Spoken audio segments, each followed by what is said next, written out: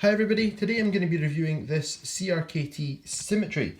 Before we get started, a couple of things. Firstly, I'd like to apologise for the state of my hands. I was painting and my gloves gave up. Also, if you are in a country where non-locking knives are not a legal issue, then have a look at a couple of these. Kershaw Atmos, Civivi McKenna, Benchmade Bug Out, QSP Parrot, some other good options which are locking knives, which are far safer options if you're in an area where you are not facing legal restrictions for carrying a knife with a lock. Okay, let's get into it.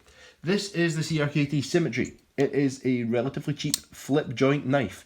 Flip joint meaning it is a slip joint knife, no lock, and a slip joint that flips. Slip joint with a flipper tab, hence flip joint.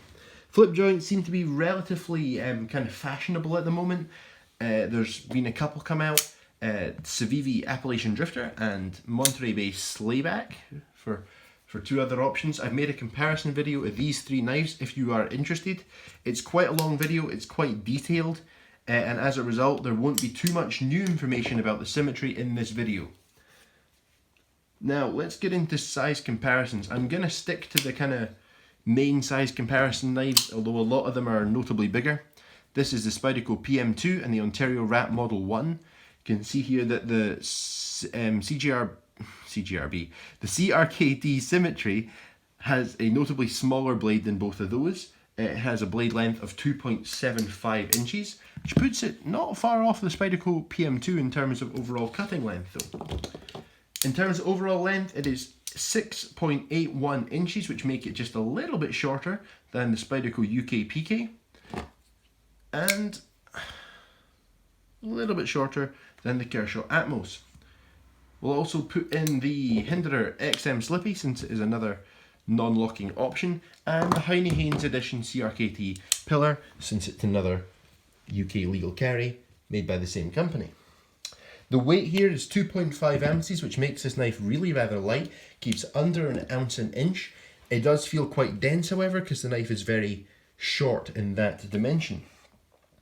This is a double detent style knife. It runs on bearings. They are some of the least pleasant bearings I've encountered actually. The ball bearings themselves are very, very small, and I think that's part of the reason that this CRKT has an okay action, but not a great action. I suspect it is to do with the bearings and the fact that it being a double detent style knife, you've got a detent on each side of the blade, so it's just it's got a lot more friction involved than another knife that had like a liner lock, like this CGRB here only has one detent ball pushing on the blade instead of two. So the action is not incredible. The flipper tab here is also not brilliant. It's massive. It does not work at all for me as a front flipper because the rest of the flipper tab here hits my hand. On a front flipper that does work for me, there is no piece to hit my hand in that position, so I cannot front flip this knife. I have never successfully front flipped it, and it's a bit thin and it's jimped, and I just find the flipper tab a bit uncomfortable. It also has a light blade, and because of, like I mentioned, the bearings not being incredible and there being a detent ball on each side of the blade, there's quite a lot of friction here, so this knife will certainly not drop shut if that's something that you look for. In the open position, this knife's detent is not particularly strong. It is very easy to get this knife to close. However, as the knife starts to close, this piece from the flipper tab rises out the back of the knife and hits your thumb if your thumb is in the right place. If your thumb's too far forward, the knife will close on your finger. Too far back, the knife will close on your finger. But if your thumb's in the right place, you can prevent the knife from closing on your finger, which is an excellent safety feature. It is not quite as good a safety feature as something like the big finger choil that you get on the Pillar, non-locking edition of the Pillar, or on the Spyderco UK PK, or the Hinderer XM Slippy for that matter.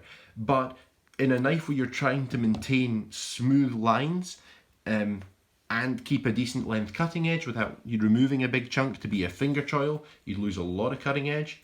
So in that situation, I think it's a good safety feature. Just make sure your thumb is in the right area.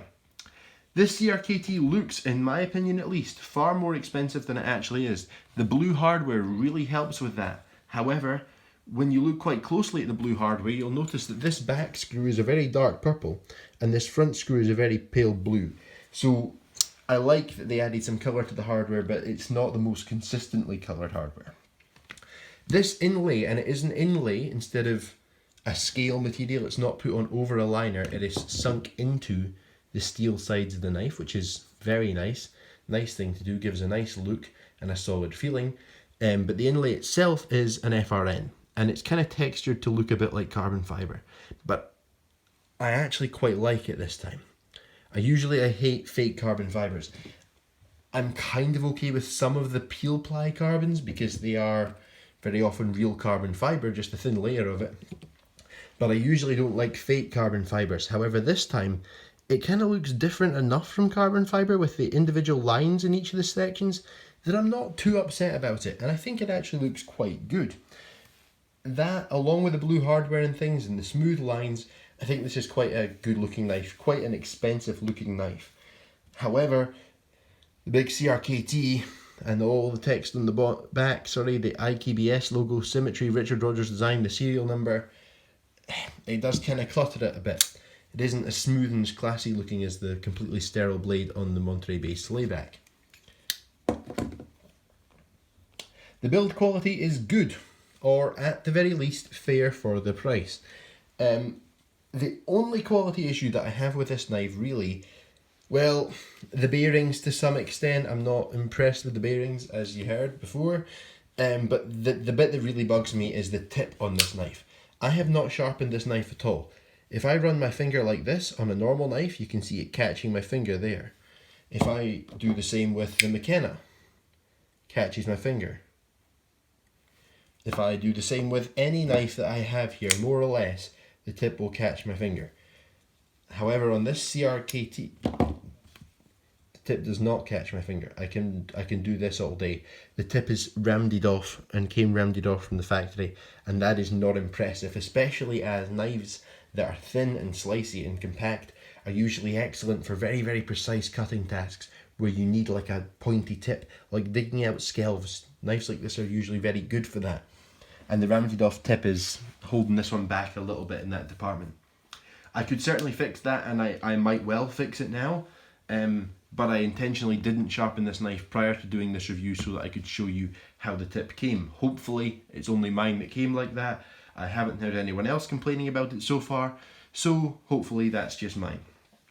There is virtually no horizontal blade play. I don't actually think there's any at all. And the centering is excellent, and the centering has always been excellent. Came back to centered very, very easily. You quite often find that with knives like this. With a frame lock knife, you have a detent ball in the lock bar pushing on one side of the blade. So when the blade's closed, it's getting pushed over to this side the whole time. And you've got to get the pivot tight to kind of hold it straight. With knives like this, the pressure on both sides of the blade is more similar because you have a detent ball on each side pushing in. So double detent style knives tend to stay centered quite well. And that is definitely the case here. The CRKT Symmetry would be very, very easy to maintain if they had used slightly bigger screws. T8s would have been excellent. And if they hadn't have overdone the Loctite as much as they did. They severely overdid the Loctite here. I've disassembled this knife on the channel before, if you'd like to see that. It uses all T6 screws, which are too small in my opinion, and couple that with a Loctite. If you're going to disassemble this knife, I strongly recommend you get a good quality T6 driver, because you are going to have to fight quite a lot of Loctite, which is a real shame. When I did a video swapping the clip on this knife, I didn't do this bit on video because I did it before to make sure I could. But prior to that video, I had to really severely heat one of the screws in the back here to get that thread locker to break to let me take this knife. The screws themselves seem to be good quality, which is good because they needed to be to let me take this knife apart. The Loctite is not great. The fact that they're T6 is not great. Other than that, this knife disassembles very, very easily. Take out this screw here, these two screws here, knife pops apart. You can clean it and maintain it in size, put it back together. Very, very easy once you've broken the Loctite. The pocket clip here is quite nice. The knife doesn't carry super deep. It carries about that depth there. You can still see the screws and the lanyard hole. But really, you're not going to think it's a knife when you see that clip. It's almost kind of pen-like. Yeah, I don't think it's drawing drastic amounts of attention to itself with its pocket clip. You know, it's definitely not sticking up out your pocket as much as like an Ontario Rat Model 1. It's pretty unassuming carry, despite not being completely deep carry. And like I mentioned, the clip can be reversed. It is a little bit difficult to reverse. I'm not entirely sure if it's supposed to be reversible, but it certainly can be. And that's an excellent thing because it's a flipper tab knife, so the opening mechanism works the same for left and right-handed people, and there's no lock to interfere if you're left-handed. So if you put the clip on the other side, this knife functions identically for a left and a right-handed person, and that's brilliant. That's really, really good to see, especially on a knife like this, which is so well suited to it. So I'm very glad that they made the clip reversible. The clip itself is not the nicest thing ergonomically. When I really grip this knife, I can feel it in my palm a little bit, but it's not a big deal really.